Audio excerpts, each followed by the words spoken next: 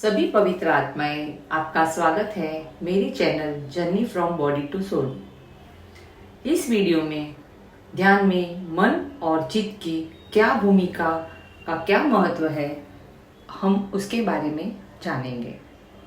जैसे ही शरीर भाव आ जाता है वैसे ही शरीर के साथ मन और विचार जुड़ जाते हैं। यह एक कुदरती मानव शरीर की रचना है। मन बहुत ही चंचल है। वह कई क्षण में दुनिया में यात्रा करके आ सकता है। वह बहुत ही भटकता रहता है। वह एक झरने जैसा है। मन में कई तरह के तरंगे उठते रहते हैं। मन में विचार करने लगता है। विचार दो प्रकार के होते हैं, नकारात्मक विचार और सकारात्मक विचार। शरीर रूपी परमात्मा ने हमें दो आंखें दी है, परंतु आत्मा रूपी आंख हमें चित्त दे दी है। हम शरीर रूपी आंख से दुनिया को देख सकते हैं, परंतु परमात्मा को पाना है तो चित्त रूपी आंख से परमात्मा को देखना होगा। वह देखने के लिए हमें शरीर भाव कम करना होगा और आत्म भाव बढ़ाना होगा। हम सब इस पृथ्वी पर शरीर भाव से जुड़े हैं, तो सब कार्य शरीर से ही करते रहते हैं। तो मैं का गाना बजाते रहते हैं। मेरा है, मैंने किया है, ये सब मेरा है। इस तरह हम अपना अहंकार बढ़ाते रहते हैं। मन अपने शरीर भाव से जुड़ने में ज्यादा तत्पर रहता है। मन रूपी शरीर की आंखें देखती है और जो देखती है ऐसे विचार होने लगते हैं।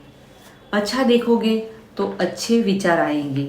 तो हमेशा अपना मन अच्छी जगह पर रखो, अच्छी ऊर्जा प्राप्त होने लगेगी।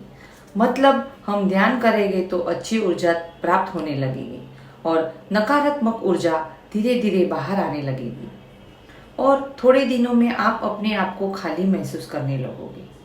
मन इतना चंचल होता है कि हम जानते होते हुए भी उस पर नियंत्रण नहीं कर सकते हैं। मन और विचारों की गति इतनी तीव्र होती है कि मन और विचार अपने शरीर पर नियंत्रण नहीं कर सकते हैं और इसके कारण शरीर से बुरे कार्य होने लगते हैं और बुरे कर्म घटित हो जाते हैं और फिर उसे हमें भुगतने होते हैं और फिर हम सोचते हैं कि मेरे साथ ये सब क्यों हो रहा है, पर यह एक दूसरे से बंधे हुए हैं। विचारों की श्रृंखला होती है। जब भी हम ध्यान में बैठते हैं तो विचार आना शुरू हो जाते हैं।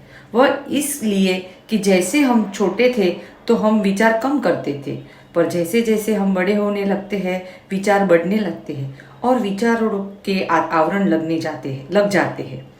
एक के बाद एक विचार अंदर आवरण के रूप में बैठ जाते हैं। यह एक कड़ी जैसा होता है। एक विचार खत्म होने के बाद तुरंत दूसरा विचार शुरू हो जाता है और फिर सोचते हैं मैं बैठता तो हूँ, इतने विचार आते हैं कि कुछ समझ में ही नहीं आता है। हर रोज बैठने के बाद 60 दिन आपके विचारों पर नियंत्रण आना शुरू हो जाएगा।